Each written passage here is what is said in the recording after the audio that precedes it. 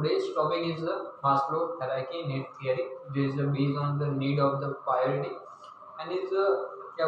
provided by Abraham Maslow in 1943. There is a five stages તમે કહી શકો કાં તો તેમને લેવલ છે પાંચ જેમાં ફર્સ્ટ છે physiological need, second is safety and security, third is love and belonging, fourth છે સેલ્ફ એસ્ટીમ અને ફાઇવમાં છે સેલ્ફ એક્ચ્યુઅલાઇઝેશન જેમાં ફિઝિયોલોજીકલ નીડના અંદર છે ફૂડ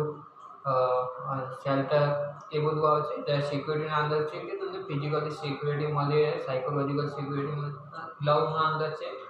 કે તમને ફેમિલી સોસાયટી તરફથી તમને લવ મળે સેલ્ફ એસ્ટીમ મીન્સ કે સેલ્ફ કોન્ફિડન્સ હોવો જોઈએ તમારા અંદર એ વસ્તુ એના અંદર આવશે અને છેલ્લું છે સેલ્ફ એક્ચ્યુઅલ મીન્સ કે